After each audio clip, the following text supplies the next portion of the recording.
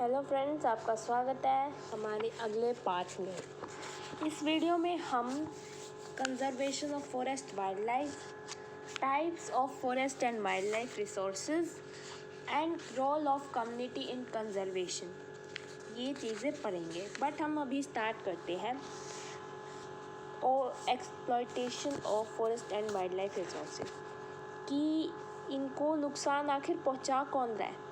Habitat destruction, hunting, poaching, over exploitation, environmental pollution, poisoning and forest fires, ये कुछ factors हैं जिन्होंने biodiversity के डिक्लाइन को लीड किया है, जिसकी वजह से बायोडाइवर्सिटी डिक्लाइन हुई है इंडिया की। और इम्पोर्टेंट कॉजेज़ हैं जैसे कि unequal access, equitable consumption of resources, okay, and different sharing of responsibility of environmental wellbeing, यानी कि हर किसी के पास एक ये एक्सेस नहीं है कि सब इक्वल रिसोर्स यूज़ करेंगे, और डिफरेंशियल शेयरिंग ऑफ रिस्पॉन्सिबिलिटी, यानी कि सब के पास ये रिस्पॉन्सिबिलिटी नहीं है कि वो इसको बचाए।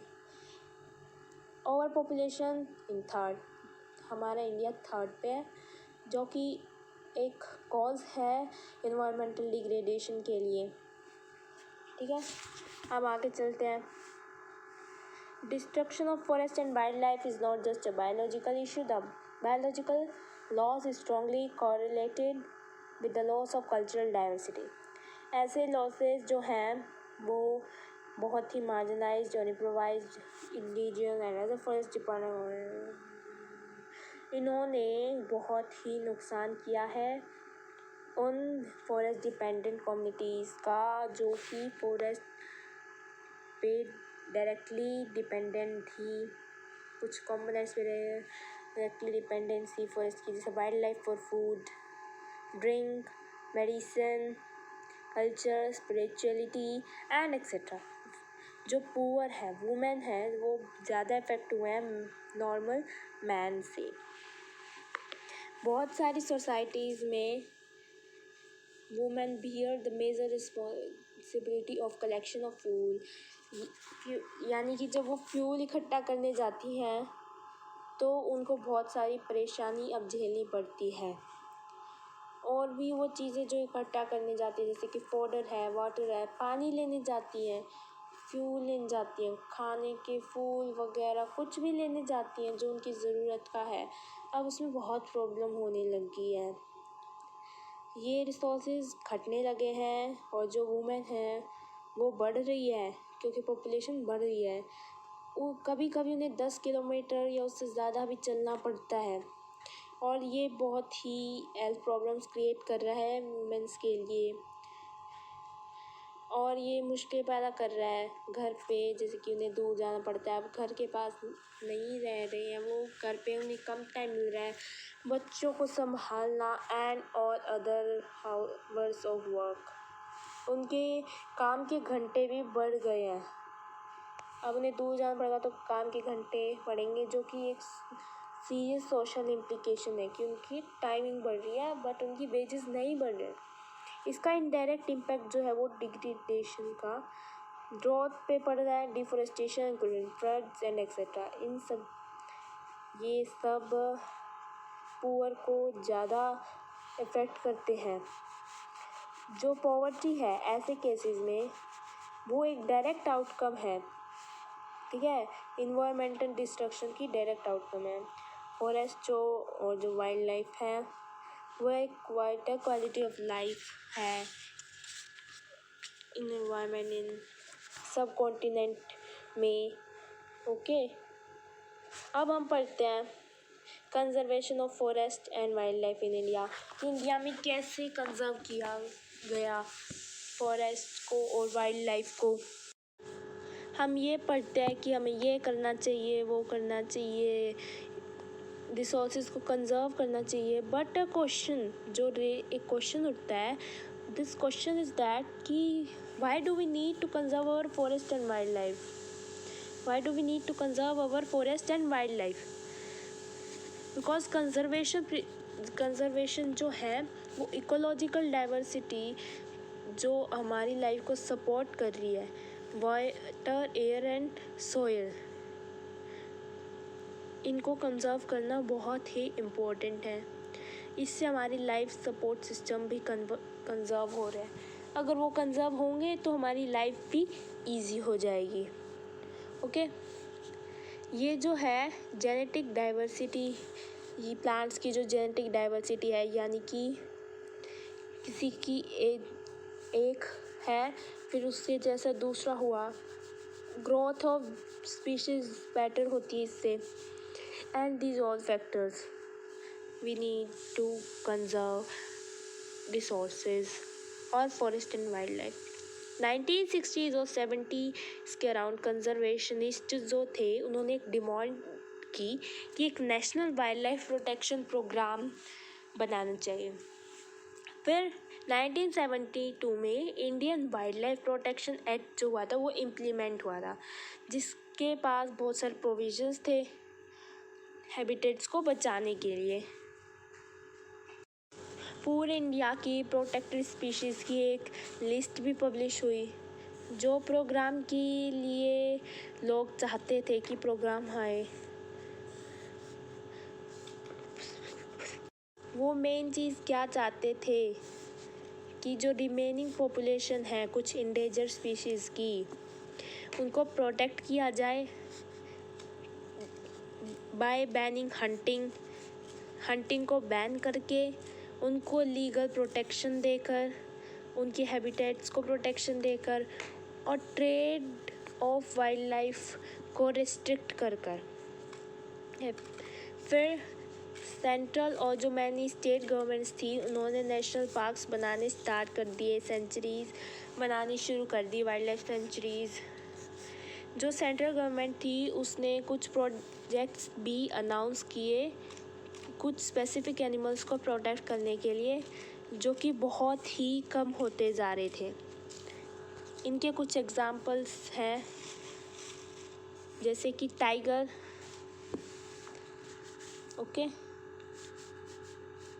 One horn rhinoceros, Kashmir stag और hangul. 3 types of crocodiles, fresh water crocodile, salt water crocodile and घड़ियाल, it's a type of crocodile, Asiatic lion and other. जैसे कि कुछ और एनिमल्स हैं, Indian elephant, black buck, great Indian bustard and snow leopard, इनको legal protection दी गई है। इनके अगेंस्ट हंटिंग को बैन किया गया है और ट्रेड जो है वो रिस्ट्रिक्ट कर दिया गया है। ओके, अब हमारे नेक्स्ट चीज़ आती है project tiger. It is very important question.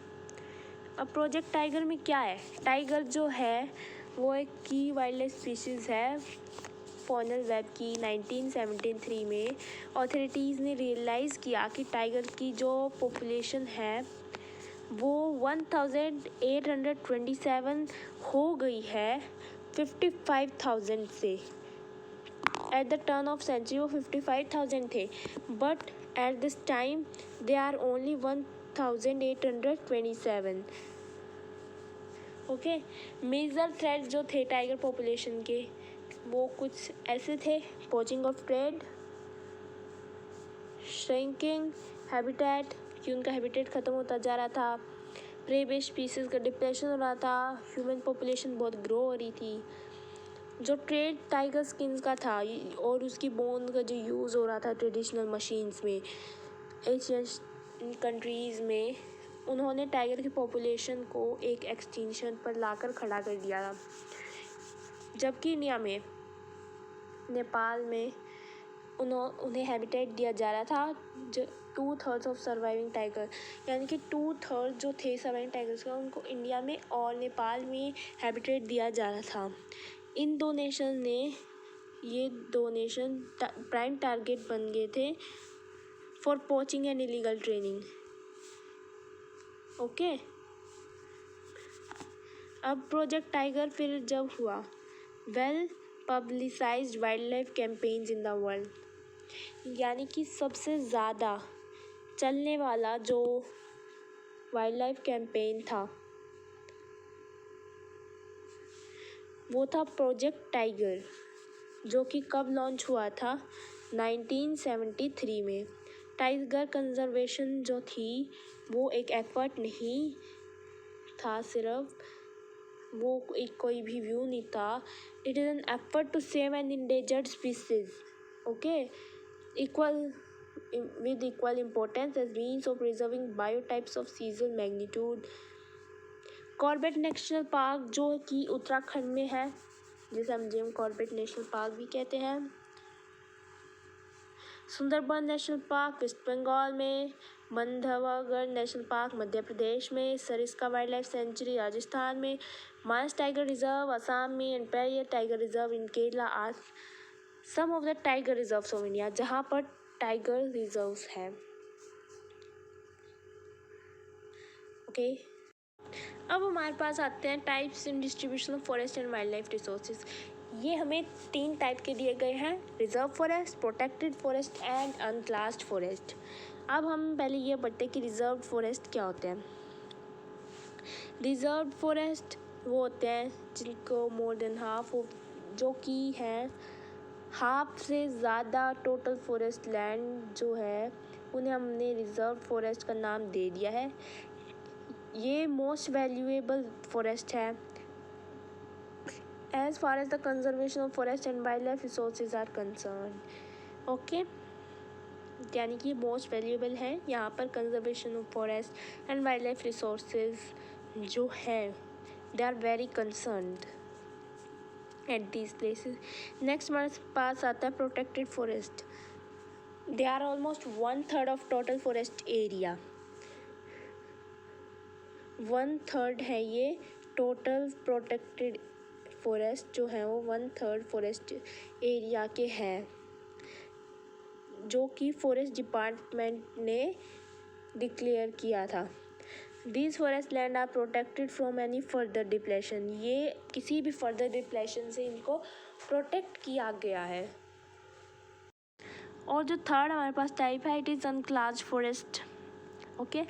इसमें क्या होता है कि these are other forest and waste land belonging to both government and private individuals, यानी कि ये ऐसा लैंड है जो गवर्नमेंट के भी हैं और इंडिविजुअल्स के भी हैं, प्राइवेट इंडिविजुअल्स के भी हैं, गवर्नमेंट के भी हैं और कम्युनिटीज़ के भी हैं, सबके हैं, बट किसी पर्टिकुलर के नहीं है, ओके। अब रिज़र्व जो और प्रोटेक्टेड फॉरेस्ट जो थे उनको हमने परमानेंट फॉरेस्ट का भी नाम दिया है, ठीक है, क्योंकि इनमें हर चीज़ों वाइल्ड लाइफ को प्रोटेक्ट किया जाता है। अब मध्य प्रदेश जो है लार्जेस्ट एरिया है उसमें परमानेंट फॉरेस्ट के अंदर, कॉन्स्टिट्यूटिंग 75% टोटल फॉरेस्ट एरिया जो है उसका परमानेंट फॉरेस्ट है। जम्मू कश्मीर, आंध्र प्रदेश, उत्तराखंड, केरला, तमिलनाडु, वेस्ट बंगाल एंड महाराष्ट्र, इनमें लार्ज परसेंटेज जो है वो रिजर्व फॉरेस्ट की है टोटल फॉरेस्ट में से, जबकि बिहार, हरियाणा, पंजाब और हिमाचल प्रदेश, उड़ीसा, राजस्थान ये जो है have a bulk of it under protect forest, इनमें बल्क है यानी कि थोड़ा थोड़ा है इनमें प्रोटेक्टेड फॉरेस्ट, थोड़े थोड़े हैं। और जो नॉर्थ ईस्टर्न स्टेट्स हैं, पार्ट्स ऑफ गुजरात हैं, they have very high percent of their forest as unclassed forest. यहाँ पर बहुत ही ज़्यादा अनक्लास्ड फॉरेस्ट है यानी कि जो किसी के भी नहीं है।